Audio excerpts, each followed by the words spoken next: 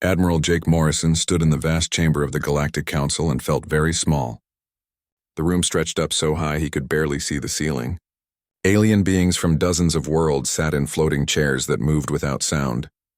Their voices filled the air as universal translators turned their words into something he could understand. Jake had traveled 3 months to reach this place.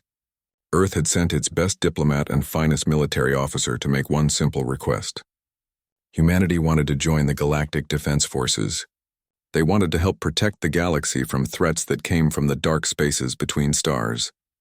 The Admiral wore his dress uniform with pride. Every medal on his chest told a story of human courage and sacrifice. Behind him stood Commander Lisa Hayes, the best pilot in the human fleet. She had flown missions to the edge of their solar system and back. Her steady presence gave Jake confidence as he prepared to speak. "Honored delegates," Jake began, his voice carrying across the enormous room. "I come before you today representing all of humanity. We formally request membership in the Stellar Defense Initiative." A sound like laughter rippled through the assembly. Jake felt his jaw tighten but kept his expression calm. The first to respond was a being made of pure energy contained in a metal framework. The translator identified it as the Zephyrian representative.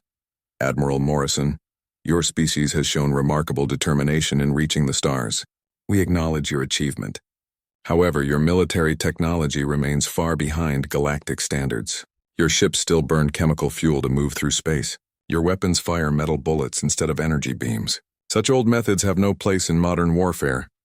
Jake listened carefully. He had expected this response. Earth's public technology did look primitive compared to what he saw in this station. Ships here moved without visible engines. Weapons could destroy targets with beams of light. The differences were obvious to anyone watching. The Corvan delegate spoke next. It looked like a giant insect with armor-plated skin and 4 arms. Its voice buzzed through the translator. "Perhaps in another 100 years, when humanity develops proper plasma drives and energy shields, we might consider your request again." Lisa felt anger building in her chest. She had spent 15 years aboard human ships. She knew what they could really do. These aliens saw only what humanity chose to show them. They had no idea what secrets lay hidden in the outer reaches of Earth's solar system. "With respect, delegates," Jake replied carefully, "I believe you may be underestimating human capabilities." The Altarian representative raised its blue-scaled head. It looked somewhat like a lizard but walked upright like a human. "Your capabilities are noted, Admiral Morrison. However, we face enemies that require proven technology. The Void Hunters have destroyed entire civilizations. They consume energy and grow stronger with each battle. This conflict requires weapons and tactics that have been tested in real combat." Jake nodded as if he understood their concern. In truth, he knew more about the Void Hunters than any being in this room. Human deep space monitors had been tracking the approaching threat for over 2 years. Earth's scientists had studied every battle, analyzed every defeat. They knew exactly what was coming. "The Void Hunters are indeed a serious threat," Jake agreed, "but different approaches might yield different results." The energy being pulsed brighter, which Jake had learned, meant it was becoming impatient. "Admiral, your species has only been in space for a few decades. The races represented here have fought galactic wars for thousands of years. We have technology your people cannot yet imagine." Other delegates began to murmur agreement. Jake heard words like primitive and inexperienced floating through the translator. He felt Lisa shift slightly behind him. She was fighting to stay quiet. The Vegan delegate spoke for the first time. It appeared to be made of living crystal and communicated through musical tones. "The Council appreciates humanity's enthusiasm, but enthusiasm alone cannot replace proper equipment and training." Jake took a deep breath. This was the moment he had prepared for during the entire journey. "I understand your concerns about human technology. May I ask what specific capabilities you feel we lack?" The Corvan delegate clicked its mandibles together, which Jake recognized as their version of a dismissive gesture. "Your ships move slowly because they rely on crude propulsion. Your weapons are short-range and limited in power. Your defenses consist of metal armor instead of energy shields. Most importantly, you have no experience fighting enemies who can adapt to energy-based attacks. The Void Hunters absorb plasma fire and redirect it back at our ships," added the Altarian. "They grow stronger when attacked with energy weapons. Your kinetic weapons might damage them initially, but they will adapt. They always adapt. Jake nodded thoughtfully. What if there were weapons they could not adapt to? The chamber fell quiet for a moment. Then the Zephyrian representative pulsed with what might have been amusement. Admiral, every weapon is based on energy in some form. The hunters have consumed the output of entire stars. They have absorbed the combined firepower of our greatest fleets. There is no weapon they cannot eventually turn to their advantage. Perhaps, Jake said quietly, you have been thinking about weapons in the wrong way. The delegates exchanged glances. Jake could sense their growing impatience. They had made their decision before he even entered the room. This meeting was just a formality. The senior delegate, an ancient creature that looked like a tree with eyes, spoke with the weight of centuries. Admiral Morrison, the Council has reached its decision. Humanity's request for membership in the Stellar Defense Initiative is denied. Your species may reapply in 50 standard years, provided you have developed appropriate technology by that time. Jake felt Lisa tense behind him. He knew she wanted to speak, to tell these beings exactly what she thought of their decision. But Jake had expected this outcome.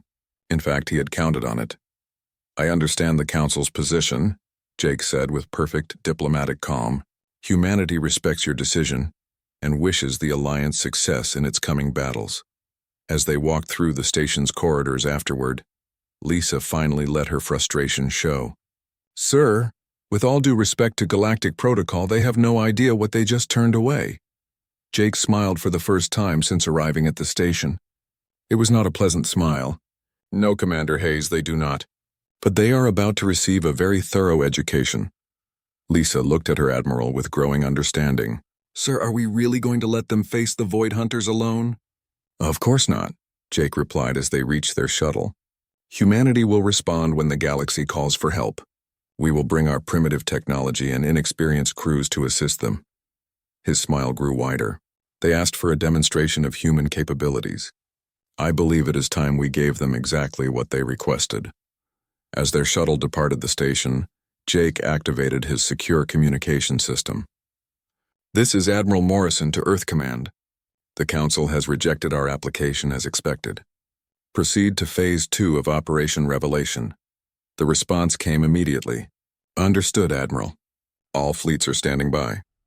Jake settled back in his seat and watched the stars. Soon, very soon, the galaxy would learn what humanity was truly capable of achieving.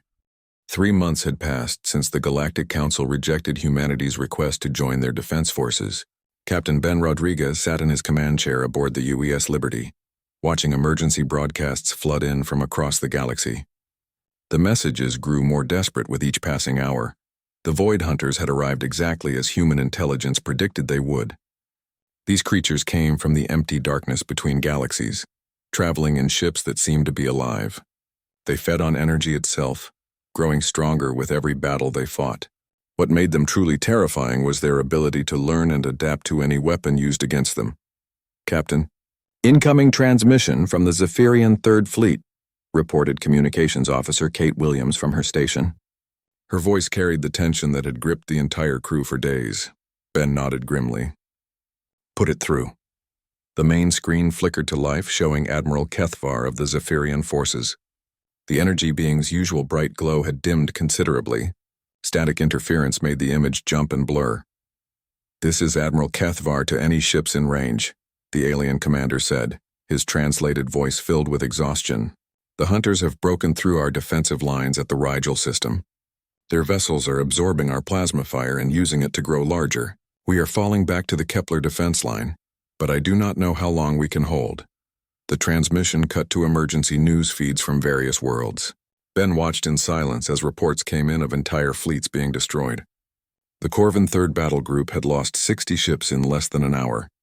The Altarian Defense Corps was requesting immediate evacuation support for their colonies. Engineer Susan Clark looked up from her console, her face pale with worry.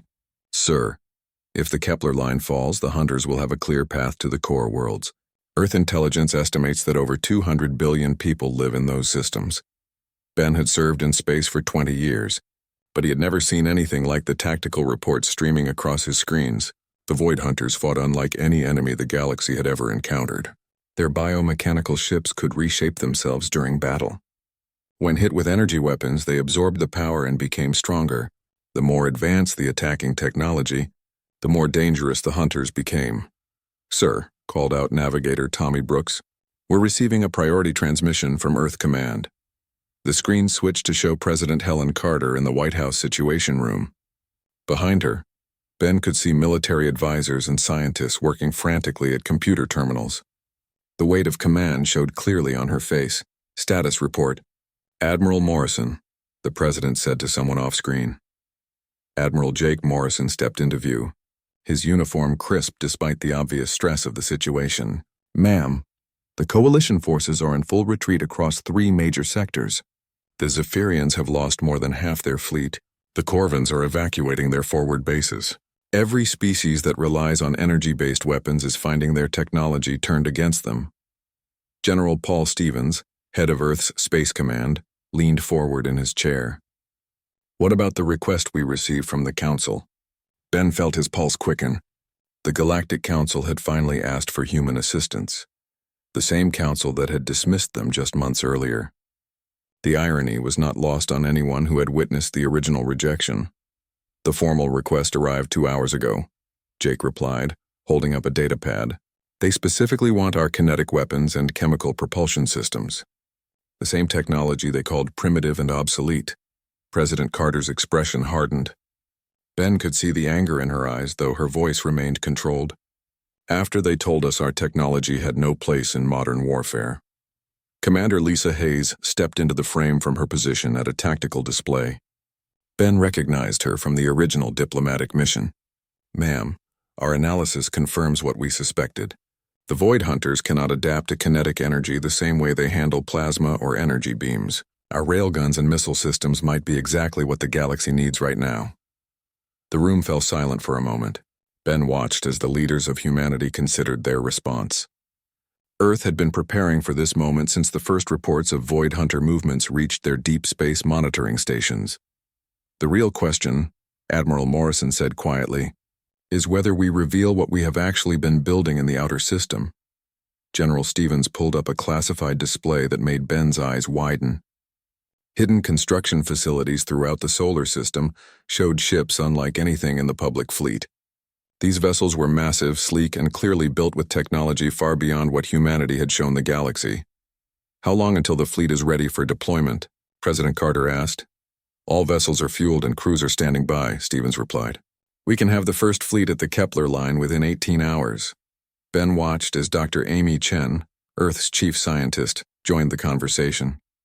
She had been working on classified projects for decades, developing technologies that most humans had never seen. "Ma'am, if we deploy the real fleet, there will be no hiding our capabilities anymore," Dr. Chen warned.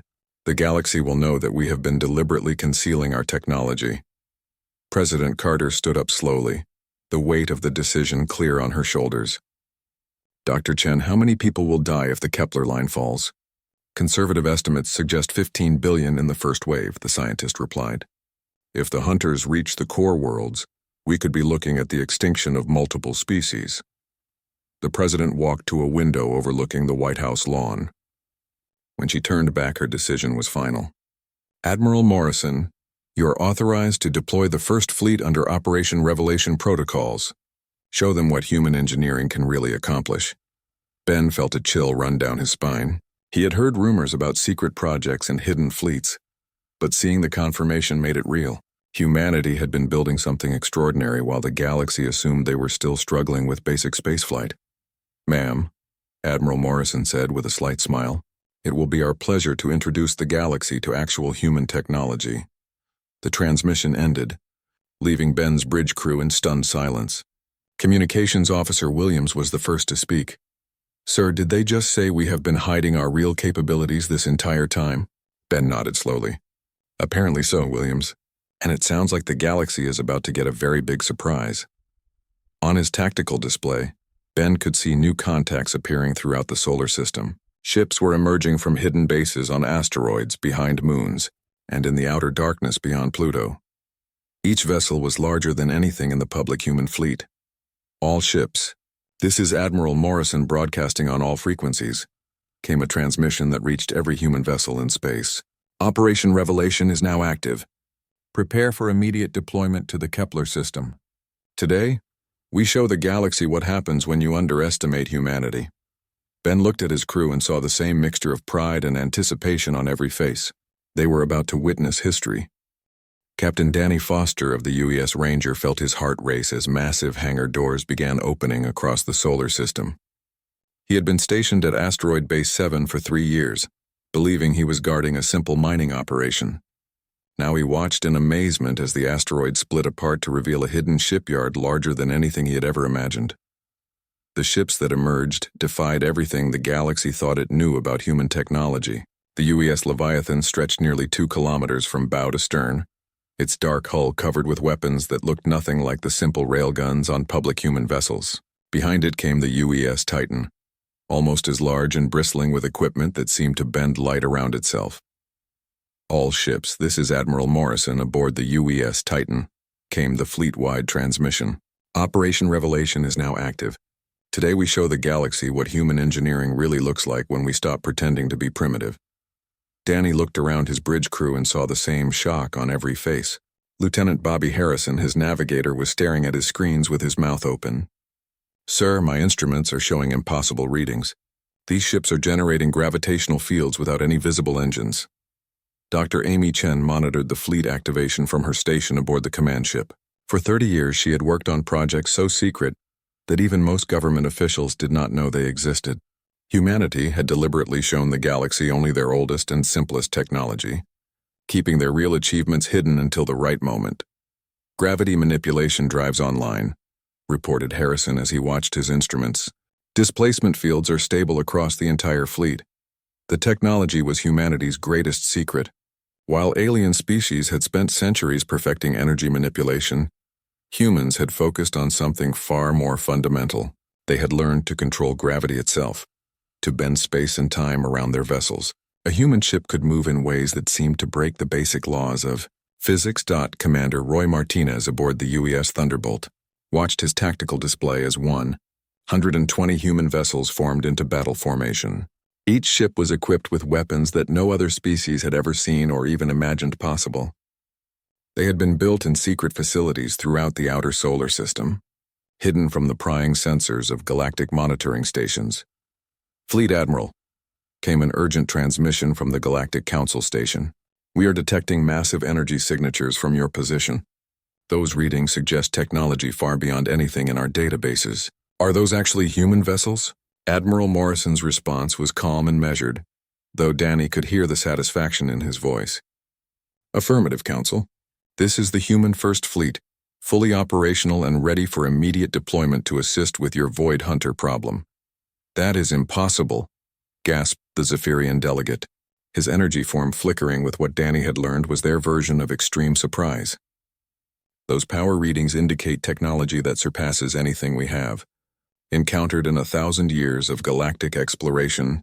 Dr. Chen smiled as she listened to the confused transmissions from alien monitoring stations throughout the galaxy. "That is because you are not detecting energy weapons, honored delegates. You are detecting gravitational field manipulation. Human ships do not fire energy at our enemies. We change the fundamental laws of physics around them." Captain Eric Stone of the UES Predator chuckled as he overheard the transmission. His ship was one of the smaller vessels in the fleet, but it carried weapons that could tear holes in reality itself. "Ma'am, should we tell them about the molecular disruptors or let that be a surprise for later?" "Let us save some mystery for the actual battle, Captain Stone," Admiral Morrison replied with amusement in his voice. The hidden fleet continued to emerge from concealed bases throughout the solar system.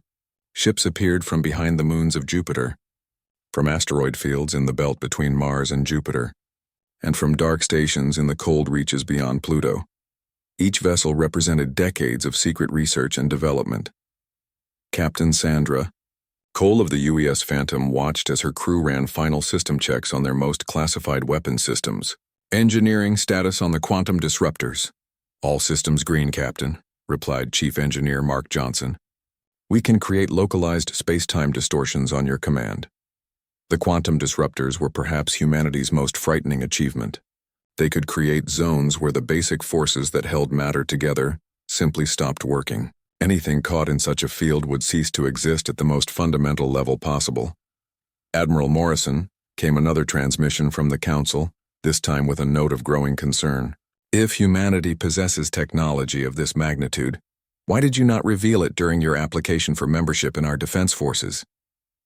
Morrison's answer carried the weight of human history and experience. Because council members, humanity learned long ago that being underestimated is often more valuable than being feared. We prefer that our enemies discover our capabilities, only when it is too late for them to prepare adequate countermeasures. The fleet finished forming up in a configuration that looked chaotic to outside observers but followed principles of gravitational dynamics that most species had never considered. Ships were positioned to create overlapping fields of force that could trap enemy vessels or redirect their attacks back at them. Fleet communication, all vessels, Admiral Morrison announced. In approximately 6 hours we will arrive at the Kepler system, where the Galactic Defense Forces are making their last stand against the Void Hunters. For decades we have allowed the galaxy to believe that humanity was a primitive species with obsolete technology. Danny listened carefully as the Admiral continued. Today that illusion ends. The Void Hunters feed on energy and grow stronger from conventional weapons. They have never encountered an enemy that fights by changing the rules of reality itself. We are about to give them an education in human ingenuity. Captain Rebecca White of the UES destroyer felt excitement building in her chest. She had trained for this moment her entire career, practicing with weapons that officially did not exist against enemies that the galaxy insisted were impossible to defeat. Dr. Chen, Admiral Morrison called out, please explain to our galactic observers exactly what they are about to witness. The chief scientist activated her communication system, her voice carrying the confidence of someone who had spent her life pushing the boundaries of possible science. Honored delegates, you are about to see humanity's answer to enemies that absorb energy. We do not fight with energy. We fight with the fundamental forces of the universe itself. Gravity, inertia, strong and weak nuclear forces, quantum mechanics. These are our weapons. As the massive fleet prepared to jump to hyperspace, Danny felt a surge of pride that went beyond anything he had experienced in his military career. Humanity was no longer hiding. The galaxy was about to learn that the species they had, dismissed as primitive, had been quietly becoming the most technologically advanced civilization in known space. The stars themselves seemed to bend around the human fleet as they prepared to change the course of galactic history forever. The human fleet emerged from hyperspace at the edge of the Kepler system, like ghosts materializing from the void. Admiral Jake Morrison stood on the bridge of the UES Titan, his eyes fixed on the tactical display that showed the desperate battle raging ahead of them.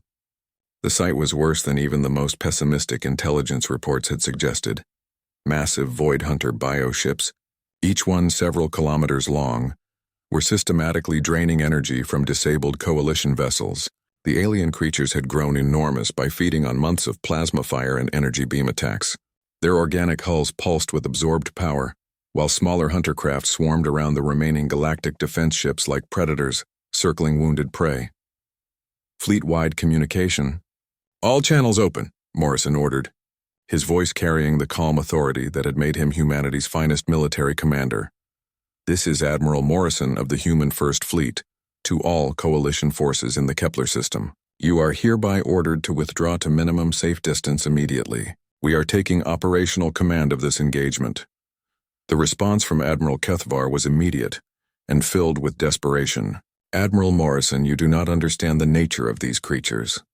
They absorb energy attacks and redirect that power to make themselves stronger. Your kinetic weapons will cause initial damage, but they will adapt and overcome. They always adapt. Captain Nancy Williams of the UES destroyer smiled as she powered up her ship's primary weapon systems. The weapons her vessel carried had nothing in common with the simple railguns and missile launchers that the galaxy expected from human technology. Sir, should we take time to explain what we are about to do, or just provide a practical demonstration? I think the time for explanations has passed, Captain Williams, Morrison replied. All ships, engage Protocol 7. Primary target is the largest bioship in the center formation. What happened next would be recorded in galactic history as the moment when humanity announced its true technological capabilities to the universe, the moment when the galaxy learned that the species they had dismissed as primitive possessed weapons that could rewrite the fundamental laws of reality. The UES Leviathan, the largest ship in the human fleet, aligned its primary weapon system with the biggest Void Hunter vessel. Captain Kenny Brooks had trained for years to operate the gravitational field manipulator, but this would be his first time using it in actual combat against a living target. "Gravitational collapse weapon armed and ready," reported his weapons officer. "Target locked and confirmed." "Fire," Brooks ordered quietly. A sphere of absolute nothingness appeared directly inside the Void Hunter bioship. For a brief moment, the artificial singularity created a localized black hole that lasted only microseconds. But those microseconds were enough to tear the enormous creature apart from the inside out, its own massive size working against it as gravitational forces ripped through its organic structure. The bioship that had been absorbing energy for months and had grown to frightening proportions simply ceased to exist. Where there had been a kilometer-long living vessel, now there was only empty space and scattered particles drifting in the void. "Sweet mother of all stars," whispered the Corvin fleet commander over the open communication channel. "What kind of weapon was that?" Dr. Amy Chen's voice came across the fleet communication system, calm and educational as if she were teaching a physics class. "Localized gravitational collapse, Commander. We have discovered that most organic vessels have significant difficulty adapting to fundamental force manipulation." The human fleet spread out in a formation that seemed random and chaotic to the galactic observers, but actually followed principles of applied physics that most species had never considered weaponizing. Each ship took a position that allowed it to create overlapping fields of gravitational distortion. Captain Laura Kelly of the UES Striker used her ship's inertial dampeners to create a zone where Newton's laws of motion simply did not apply. A group of void hunters that had been racing toward the coalition retreat suddenly found themselves motionless in space, unable to move forward or backward regardless of how much energy they tried to apply. "Interesting," observed Captain Chris Murphy from the UES Phantom as he watched the trapped enemies. "It appears they are having trouble adapting to the complete absence of physical laws." Murphy's ship carried molecular disruptors, weapons that fired particles designed to disrupt the strong nuclear force that held atomic nuclei together. When he fired, the targeted void hunters did not explode or burn. They simply stopped being matter and became clouds of subatomic particles that scattered harmlessly into space.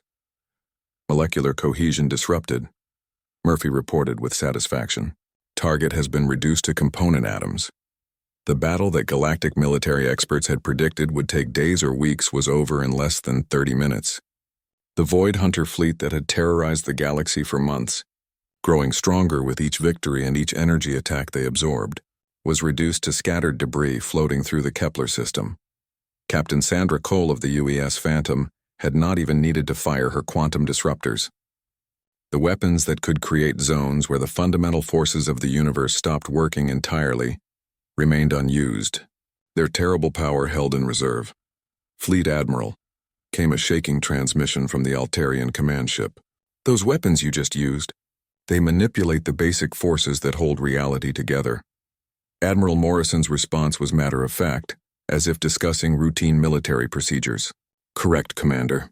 When facing enemies that can adapt to energy-based attacks, the logical solution is to use weapons that operate outside the framework of conventional physics."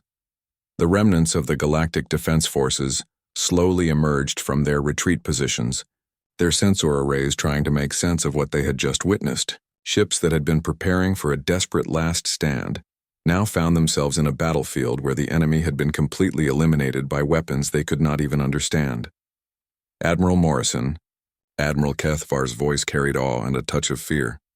"How long has humanity possessed technology capable of manipulating gravitational fields and fundamental forces?" Morrison smiled as he looked at the tactical display showing the complete destruction of the Void Hunter threat. "Our first successful gravitational manipulation occurred 37 years ago. Molecular disruptors have been operational for 22 years. The fleet you just observed represents our third-generation hardware." The communication channels fell silent as the implications sank in. While the galactic community had spent decades perfecting energy weapons that the Void Hunters could absorb and redirect, humanity had been quietly developing technology that operated on principles so fundamental that no biological or technological system could adapt to them. "The threat has been eliminated," Morrison announced to the galaxy. "All coalition forces are advised that the Kepler system is now secure. We recommend immediate medical and recovery operations for damaged vessels. As the human fleet began forming up for the journey home, the galaxy finally understood that they had severely underestimated the species they had rejected just months earlier.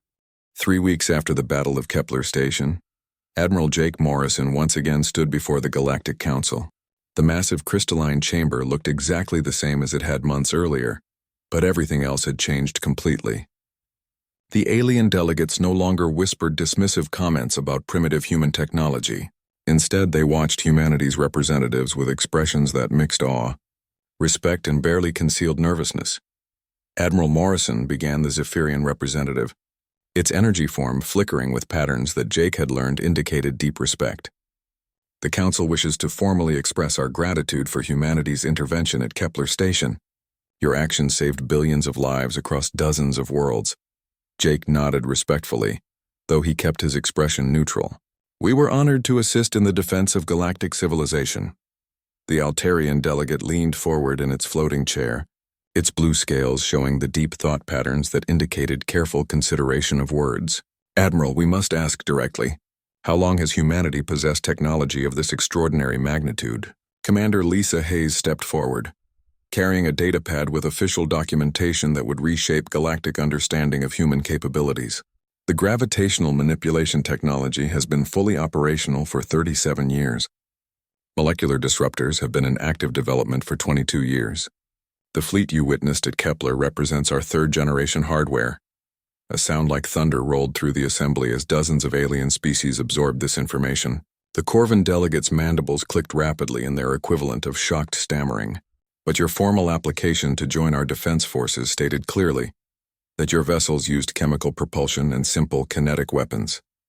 Captain Ben Rodriguez, now representing the Outer Rim colonial territories, allowed himself a slight smile. Our civilian vessels and commercial fleet do indeed use those technologies, honored delegate. We have found chemical propulsion to be reliable and cost-effective for routine cargo transport and civilian travel. Dr. Amy Chen activated a holographic display that showed comparative technology, charts spanning the known galaxy. You see, respected delegates, humanity learned very early in our spacefaring development that there is significant strategic value in being underestimated by potential enemies. While your species focused their research efforts on refining energy manipulation techniques, we chose to explore the manipulation of fundamental forces. President Helen Carter's voice joined the conversation through long-range communication from Earth. The Council's initial assessment of human capabilities was not entirely incorrect. We do approach technological problems differently than the established galactic community. Where you saw primitive and obsolete methods, we saw opportunities for innovation along unexplored paths. The chamber fell completely silent as the full implications became clear to every delegate present. Finally, the Vegan representative, a being of living crystal that communicated through harmonic frequencies, spoke with tones that resonated through the universal translators. What does humanity desire from the galactic community now that your true capabilities have been revealed? Jake's response carried the same diplomatic tone he had used months earlier, but now his words carried the weight of demonstrated power. The same thing we requested 3 months ago, honored delegates. Membership in the galactic community, partnership based on mutual respect, not dominance through superior technology. We believe that diversity of approach and methodology makes all civilizations stronger. General Paul Stevens appeared via hologram from Earth's Space Command, his uniform bearing new decorations that reflected humanity's changed status in galactic affairs. We propose the establishment of a galactic technology exchange, a collaborative research initiative where member species share knowledge and innovative approaches rather than competing against each other. Captain Danny Foster of the UES Ranger, now designated as humanity's official fleet liaison, presented a formal proposal that had been prepared by Earth's finest diplomatic minds. Humanity is willing to share gravitational manipulation technology with coalition members in exchange for access to your energy manipulation techniques and biological engineering knowledge. Together, we can ensure that threats like the Void Hunters never again catch the galaxy unprepared. The vote was unanimous and immediate.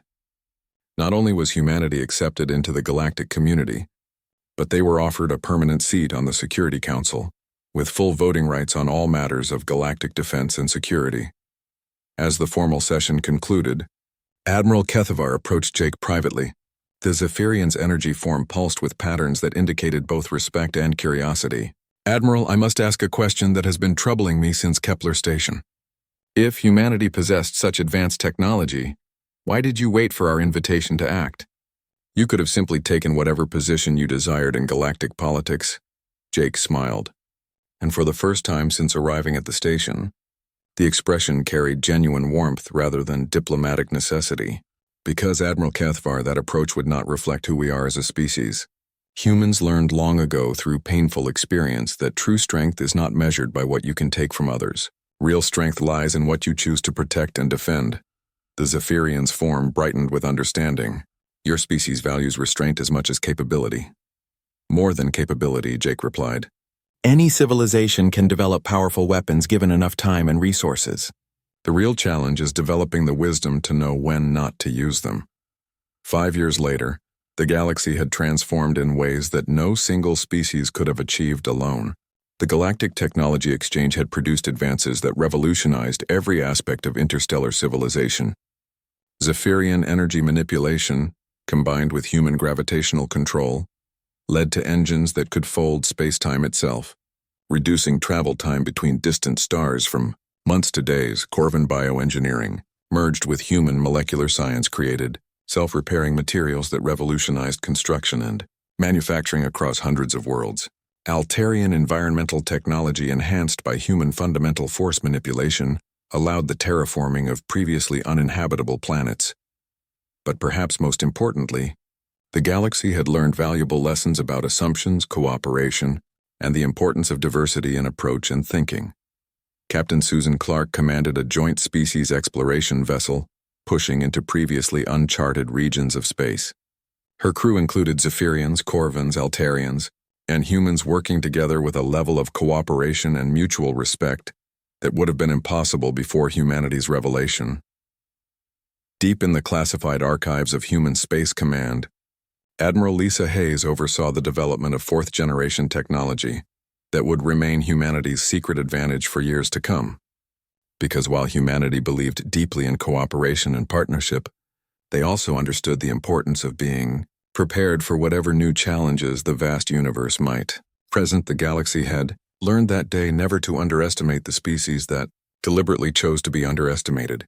More importantly, they had gained allies whose greatest strength was not their advanced weapons, but their wisdom in sharing them with those they called friends.